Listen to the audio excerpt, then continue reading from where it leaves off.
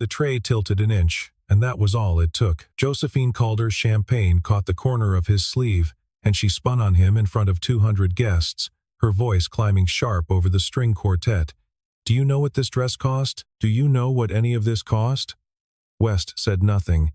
He set the tray down, steady, and stepped back into the small, humiliating silence that had opened around him. Nearby, conversation faltered, then resumed at a lower pitch. Somewhere near the bar, Denny Osgood set his glass down slower than he needed to, and did not look away. The morning had started with a phone call West almost didn't answer.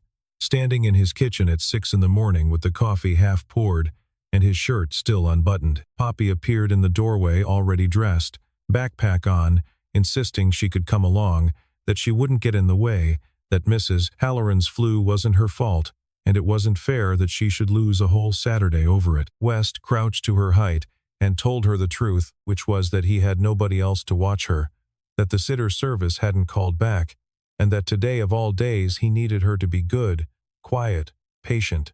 She promised, she always promised, and she almost always kept it, and that was the thing he loved most and worried about most in equal measure, that she tried so hard to be no trouble at all. Sterling Point rose out of the pines the way it always had, white columns catching the morning light off Grand Traverse Bay. Gardeners already trimming hedges into shapes nobody but the caterers would notice, as a fleet of rental vans backing carefully up the gravel drive. West parked the utility truck in the staff lot, the one set well back from the main house, reserved for people who worked events instead of attending them, and led Poppy past a groundskeeper named Harv, who nodded at him with something too careful to be simple politeness. A nod that lingered a half-second too long, that carried recognition it wasn't allowed to speak. West nodded back, quick, and kept walking, Poppy's hands small and warm in his. Josephine Calder found him within the hour, clipboard in hand, already moving at the brisk, distracted pace of someone who has spent a month planning a party she didn't especially want. She looked at him the way she looked at everyone in a staff polo that morning, briskly, functionally, already moving on before the sentence finished. "Your valet and overflow parking," she said, not quite meeting his eyes. "If a car needs moving, you move it. If a guest needs a door, you open it. Don't improvise. Don't wander past the terrace line. And keep whoever that is a glance toward Poppy, not unkind, just distracted somewhere out of the way." West said, "Understood," and she was already 3 steps gone before he finished the word, phone pressed to her ear, already solving the next problem. Harv caught West's eye again across the lawn later that morning, and mouthed something that might have been "Times, sir," then caught himself, glanced at the caterers setting up folding chairs nearby, and turned it into a cough instead. West gave him a look that meant "Times, not today, not here," and Harv went back to his hedges, jaw tight, saying nothing more, though his hands were unsteady on the shears for a full minute after. By mid-morning the estate had filled with the particular sound of old money, trying to sound casual, low laughter, drifting off the terrace, ice against crystal, a hired quartet tuning under the pergola, while a photographer paced the lawn measuring light with a small silver meter. West kept mostly to the edges, directing arriving cars toward the overflow field, carrying crates of glassware from the delivery trucks, checking every so often on Poppy where she sat on an overturned crate near the kitchen tent, safely out of the current of guests.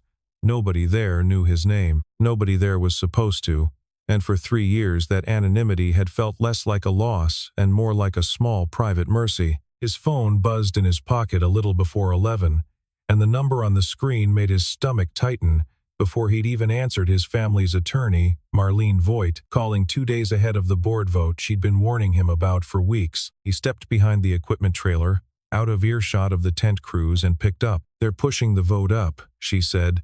No greeting, no preamble. "Thursday, not next month. Somebody on the board wants it done before anyone has time to slow it down." West closed his eyes. "Who?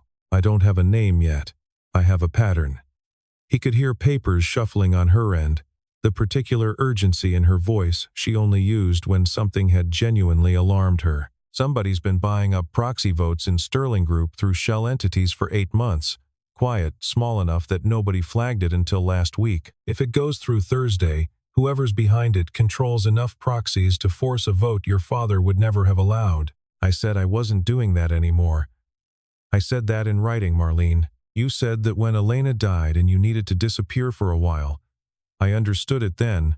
I still understand it now, but it's been 3 years. Weston, and the company your father spent 40 years building, doesn't stop needing you, just because you'd rather carry trays at other people's parties. A pause, gentler. You need to be in that room Thursday, not as a name on a letterhead.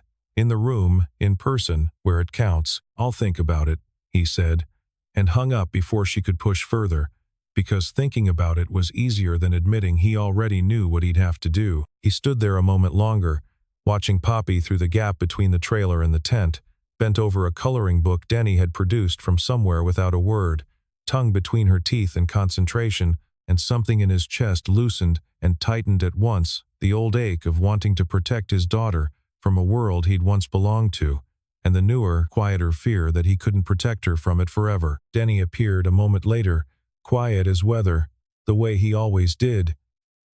He didn't ask what the call had been about. He never did. He'd learned years ago that West would say what needed saying in his own time. Mrs. Calder's asking for someone at the West Gate, he said instead. Guest list issue. Cars backing up on the drive. I'm not the one who handles the list. I know, Denny said, allowing himself the smallest smile. But she's asking for the man who looks like he can carry something heavy without complaining. He glanced sideways. That's still you. Last I checked, whatever else you are underneath it. West almost laughed, a real one, rare these days. He was halfway to the West Gate with Denny beside him, when a long black car turned up the drive too fast, gravel spitting from beneath the tires, and Denny's whole posture changed, shoulders squaring, jaw setting, the look of a man bracing for weather he recognized from a long way off. Who's that? West asked, though something in his gut had already guessed. Julian Cassell, Denny said, the name coming out flat, distasteful. Miss Calder's fiancé. Runs a private equity shop out of Chicago, or says he does. He watched the car roll to a stop beneath the portico, a driver hurrying around to open the door before Julian could be bothered to reach for the handle himself. Watch yourself around that one. Men like him collect people the way other men collect cars for what they're worth parked next to them. By early afternoon, the lawn had become a slow-moving current of pastel dresses and linen blazers. Laughter pitched a half-note too bright, and Josephine moved through all of it like a woman balancing something that might spill at any second. Her father had built Calder Realty and Events on exactly this kind of afternoon, flawless, photographed, forgettable to everyone, except the people whose money depended on it, looking effortless. Her 30th birthday had somehow become another one of those afternoons, planned down to the minute, and Julian's parents were due to arrive by 4, which meant every hour before 4 was a countdown she couldn't stop hearing. She found Julian near the topiary, adjusting his cufflinks with the unhurried confidence of a man who had never once worried about being underdressed for a room. You look like you're working, he said, by way of greeting, not quite a compliment. I am working. It's my party, and somehow I'm the only one running it. It's a wonderful party. He kissed her cheek, cool and brief, already glancing past her toward the terrace. My mother's going to want the receiving line moved closer to the water. Better light for photographs, and frankly it photographs better without the caterer's tent in the background. I already planned the receiving line by the pergola. It's shaded.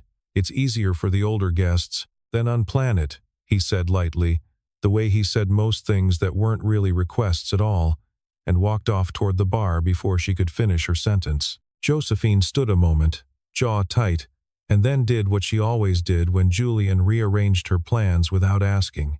She rearranged them. Fast, efficient, swallowing the frustration because there wasn't time for it. She was crossing the lawn toward the event coordinator, already composing the new seating chart in her head when she heard the clatter behind her, a tray of empty glasses hitting the flagstones, and turned to find a small girl in a yellow dress standing frozen over the wreckage, and a man in a staff polo already crouching beside her, gathering broken glass with his bare hands. She was helping me carry them, West said quickly, before Josephine could speak, positioning himself slightly between Poppy and the mess.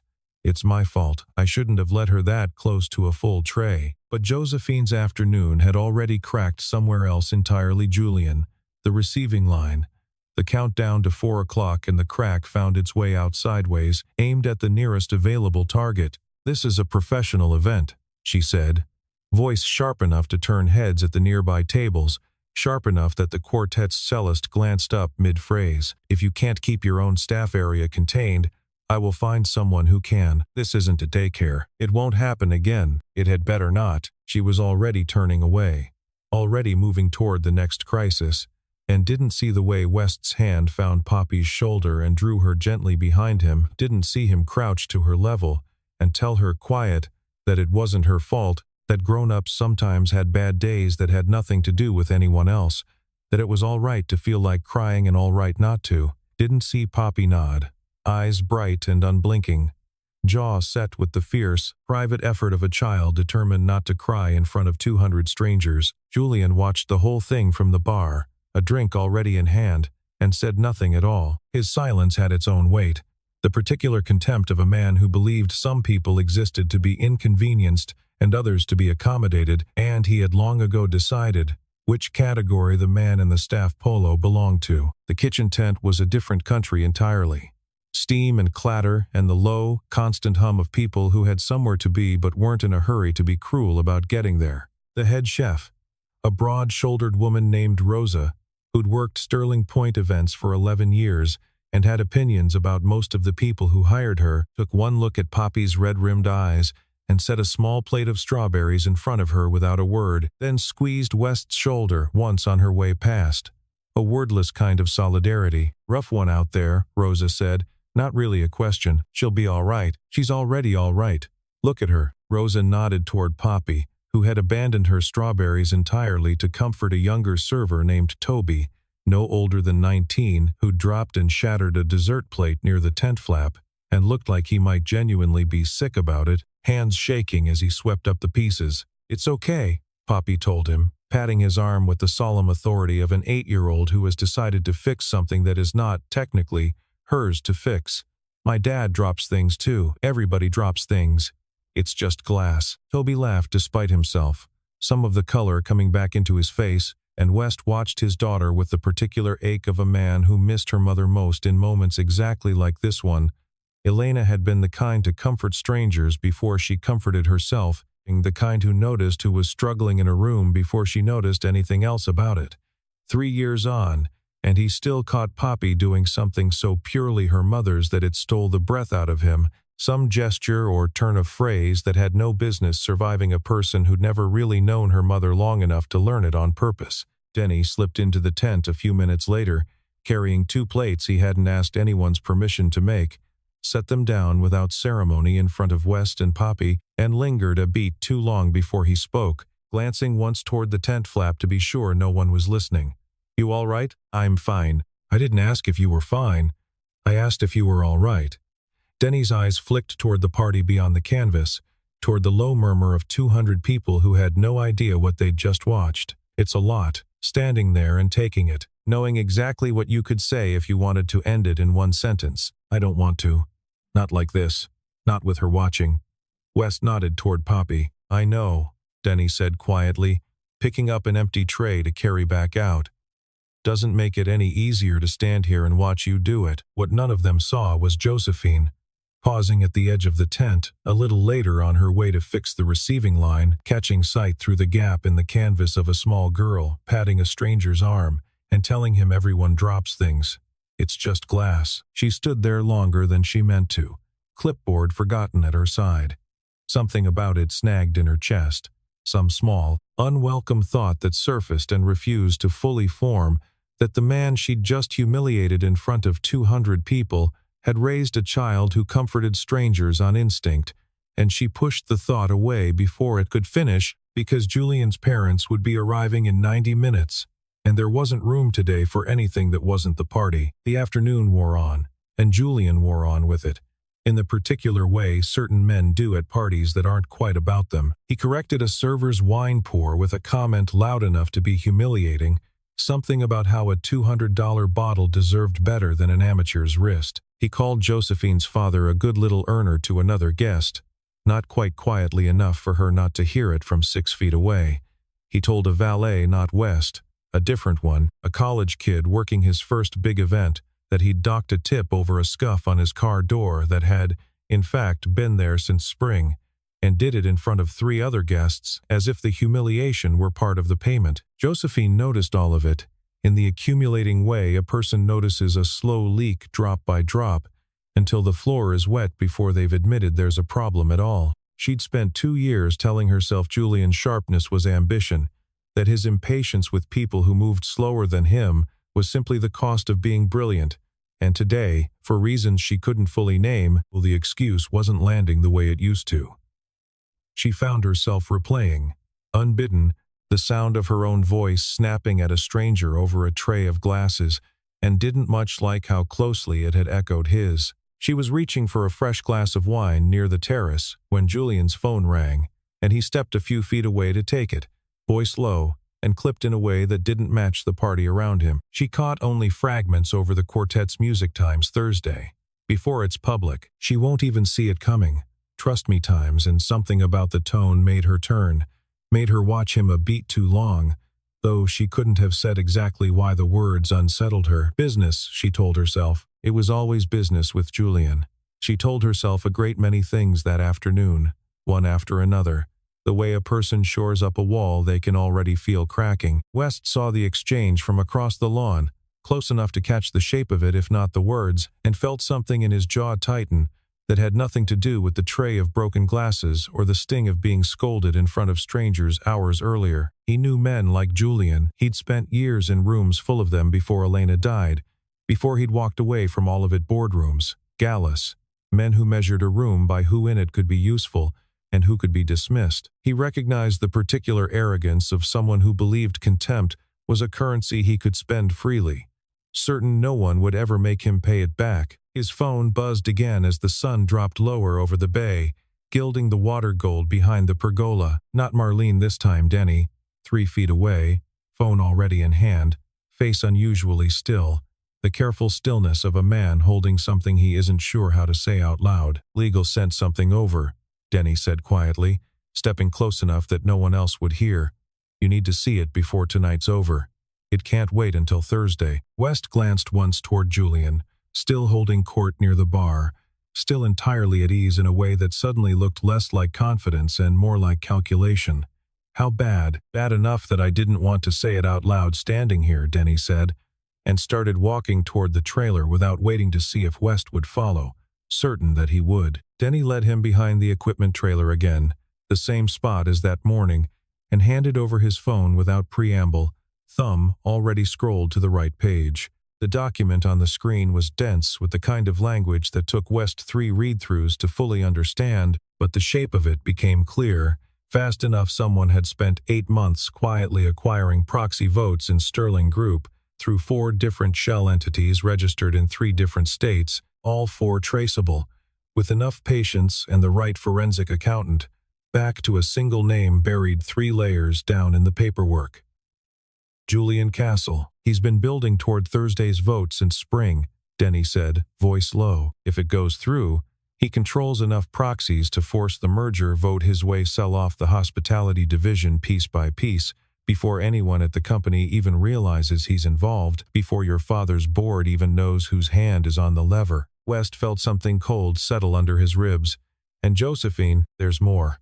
Denny scrolled to a second document, an internal memo from Julian's firm, dated 2 days earlier, and West read it twice to be sure he wasn't misunderstanding it. It laid out, in flat, bloodless corporate language, a plan to have the event's host visibly enforce standards with staff in front of 2 specific investors attending tonight's party, framing any such moment as evidence that Calder Realty and Events ran a tight, disciplined operation worth trusting with larger contracts down the line.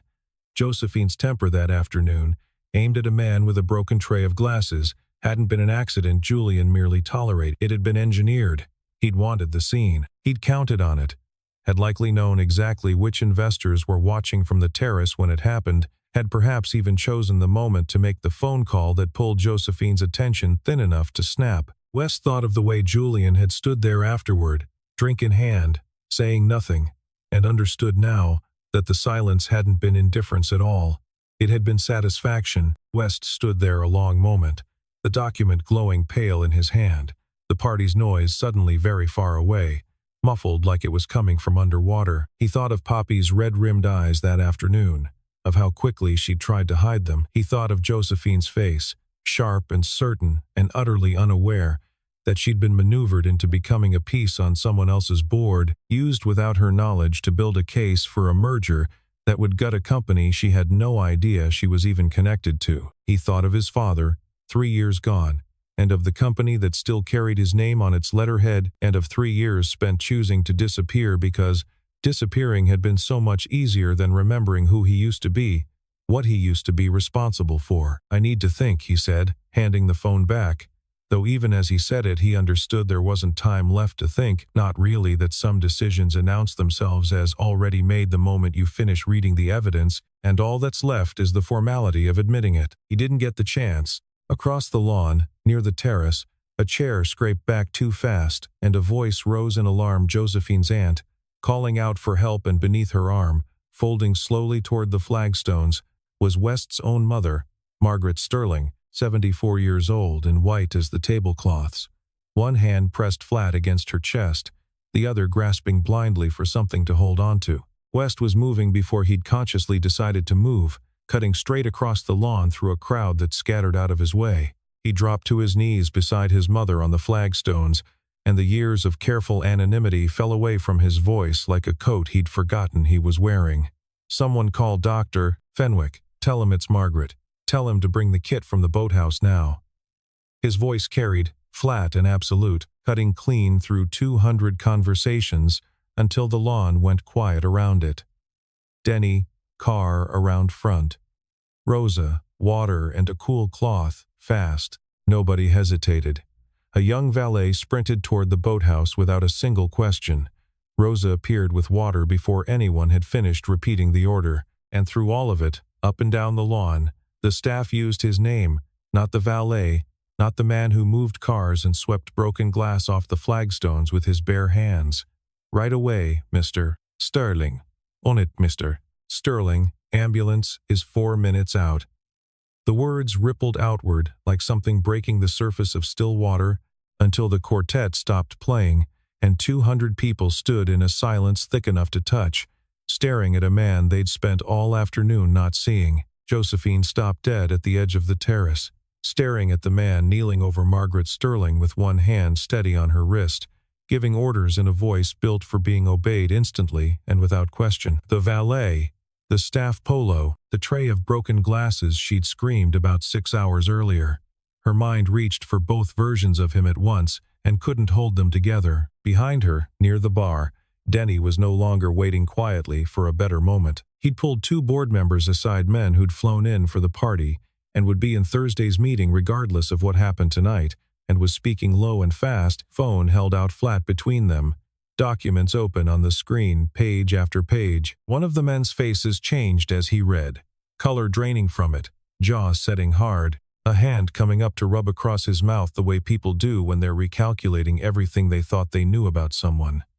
Julian, 20 feet away near the bar, hadn't noticed any of it yet. He was still watching the commotion around Margaret with mild, detached curiosity, the way a man watches weather that hasn't reached him and doesn't expect it to. The ambulance arrived within minutes, Margaret conscious now, stable, gripping her son's hand with surprising strength and insisting, with the particular stubbornness that ran deep in the family, that she was fine, that it was only the heat and too much standing, that everyone needed to stop staring at her as though she were already gone. West rode with her as far as the front gate before handing her care over fully to the paramedics, and it was only then, straightening up in the driveway with the ambulance lights sweeping red across his face and across the gravel and across 200 guests who had gone quiet at the edges of the lawn, that he remembered Poppy. He found her exactly where he'd left her that morning, on the overturned crate outside the kitchen tent, coloring book forgotten in her lap, eyes huge and frightened at the sound of sirens she hadn't understood,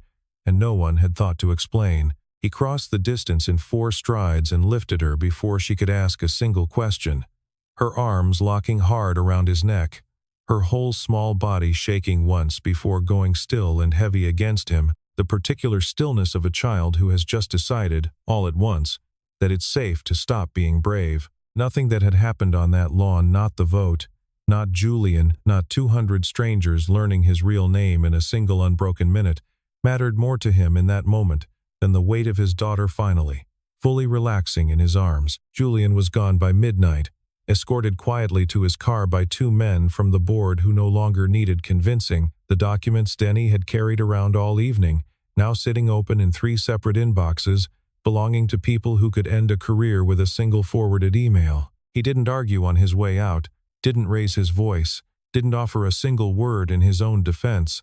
He simply left the way men like him always did, unhurried, as though the consequence were merely an inconvenience rather than something he had, with considerable effort, earned for himself. Josephine found West near the boathouse close to 1 in the morning. Poppy finally asleep on a bench nearby under his folded jacket, the party long since packed away into vans and folded tables and stacked chairs waiting for the morning pickup. The performance of the afternoon had drained out of her completely, and she looked, for the first time all day, like a person rather than something built to be photographed. "I judged you," she said. No preamble, no version of the apology she might have rehearsed on the long walk over from the house. "And not just because I didn't know who you were, that's the easy version.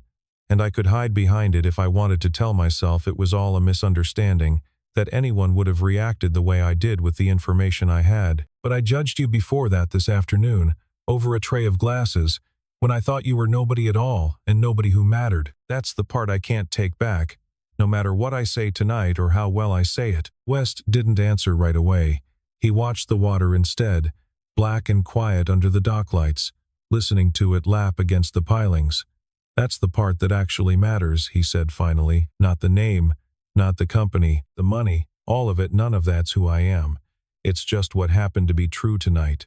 The thing that got revealed because my mother needed help fast. What you did to a man you thought had nothing to lose and nothing to offer you, that's who you were this afternoon, before any of this. I'm not in a hurry to forget it just because the story turned out to have a twist in it." She nodded, throat visibly tight, and didn't ask him to hurry up and forgive her, didn't reach for his hand, didn't do any of the things that might have made the moment easier for herself. "I don't expect you to say it's fine," she said. "I don't think I'd believe you if you did." "It's not fine," West agreed. "But it's not nothing either. You standing here saying this instead of a version of it that would have been easier to say. Most people would have waited a few days, let it soften, found a way to make it about the misunderstanding instead of the choice they made before there was anything to misunderstand." He looked at her for a long moment, weighing something. "Ask me again in a few weeks. See if the answer's changed." It wasn't a yes. It wasn't a no either. And Josephine understood, standing there in the dark with the water lapping quietly against the pilings, that he'd given her something more honest than either a door left open rather than closed, which was more than she'd had any right to expect from him that night.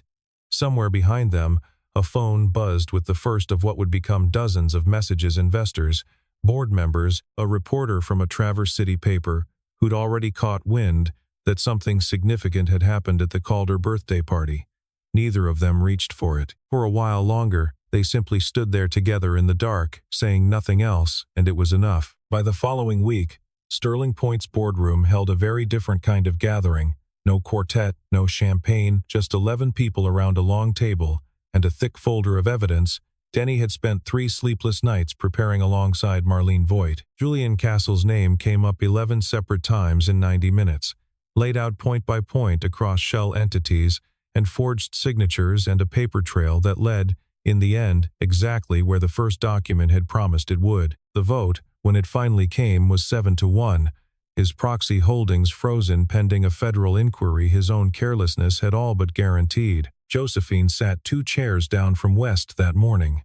Not as a guest this time, but as the head of Calder Realty and Events, formally and publicly severing every contract her company held with Castle Holdings, before the board could even think to ask her to do it. She apologized to the room briefly, without theater, without asking for anything in return, and then again the following morning to the catering staff directly, in person, one by one. Rosa, Toby, the valet who'd sprinted for the boathouse kit, without being asked twice, each apology different, because she'd taken the time to actually learn what each of them had endured that afternoon on her behalf. Toby, red-faced, told her it really wasn't necessary, that nobody expected an apology from someone who signed the checks. Josephine told him that was exactly why it was necessary, and left it at that, and Toby mentioned to Rosa afterward, quietly, that maybe he'd been wrong about her.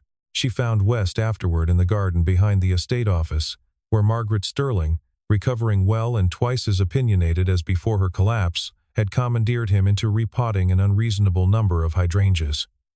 "I'm not here to see Miss Sterling," Josephine said, standing at the edge of the flower bed, hands in her pockets. "I already know him well enough. I'd like to see the man who let a 19-year-old off the hook for a broken plate without a second thought." West studied her a long moment, dirt still on his hands, and something in his chest that had been braced for 3 years eased, just slightly, like a held breath finally let go somewhere it couldn't be taken back. "He's usually around," he said. "Sometimes he's slower to trust people than he probably should be.